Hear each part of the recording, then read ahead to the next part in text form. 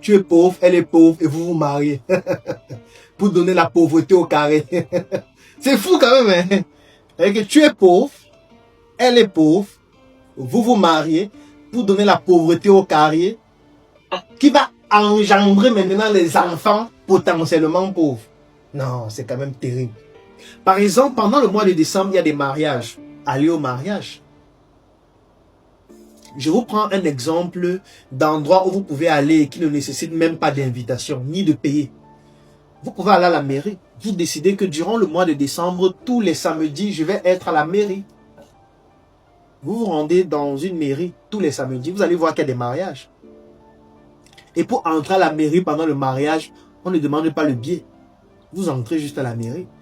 Moi, je me rappelle quand j'étais plus jeune, j'entrais à la mairie avec mon appareil photo.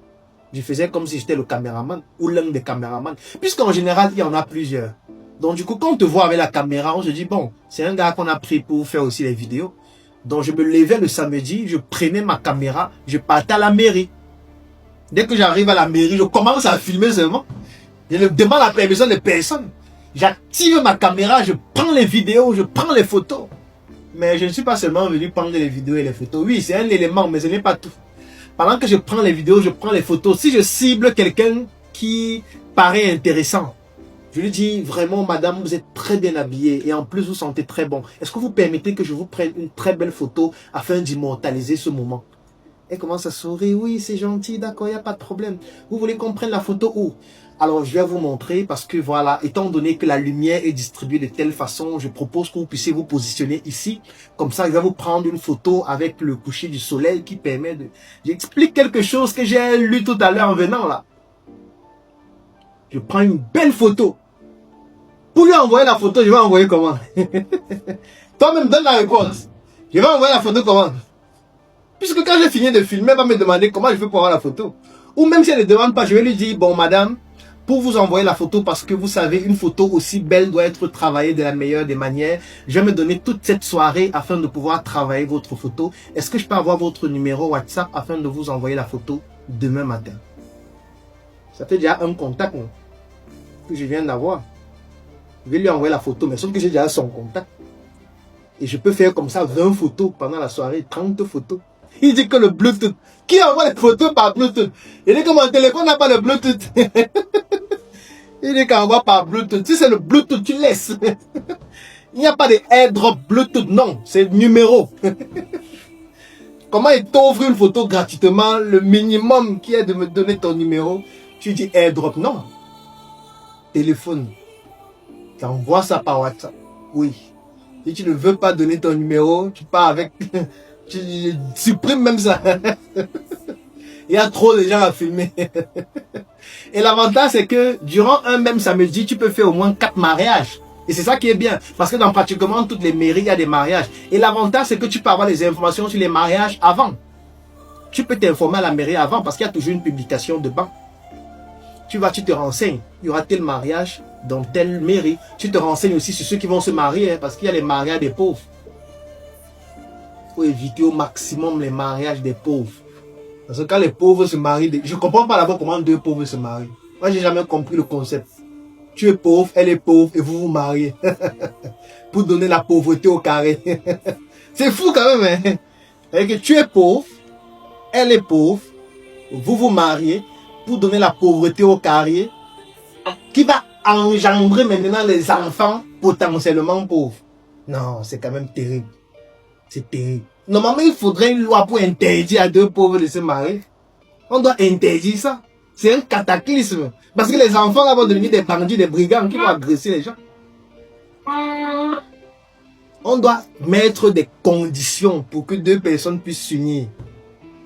La condition 1, si vous 2 vous êtes pauvres, et on va définir ce que c'est que la pauvreté.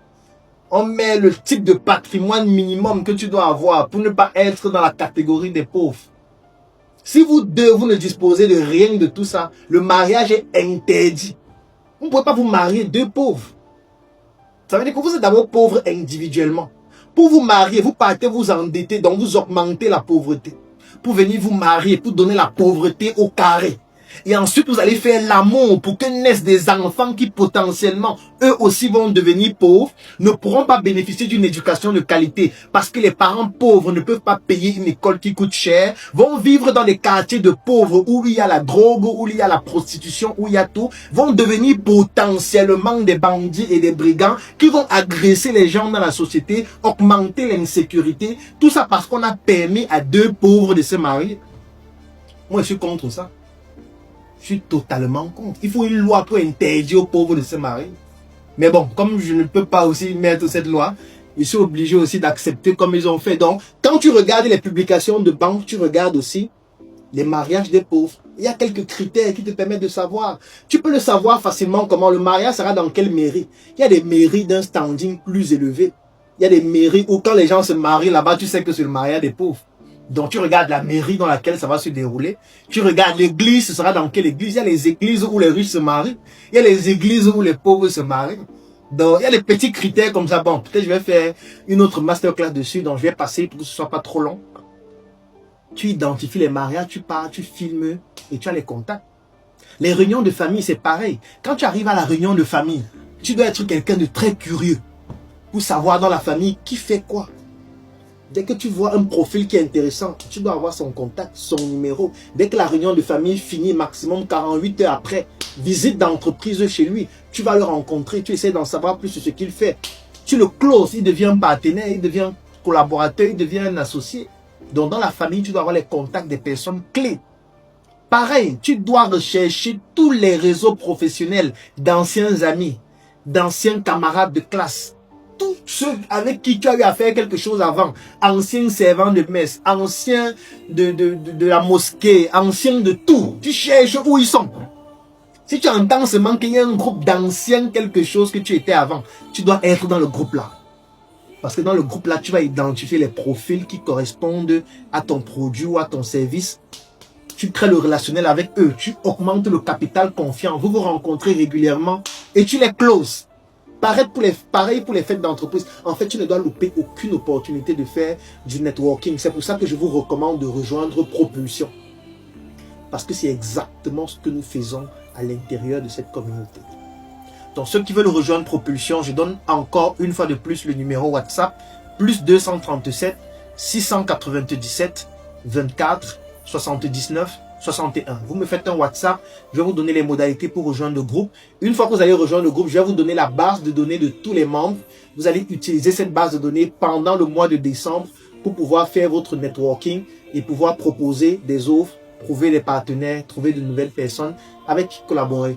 Donc, ça c'est quelques exemples que je donnais. Par exemple, vous pouvez être un photographe. Si vous êtes un photographe, vous vous rendez compte que dans Propulsion, il y a des gens qui organisent des événements pendant décembre. Vous pouvez proposer vos services de photo.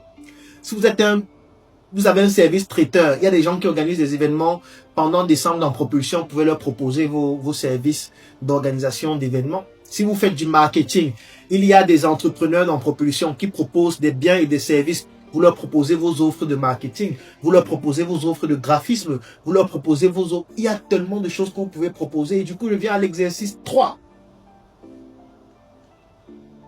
Vous devez créer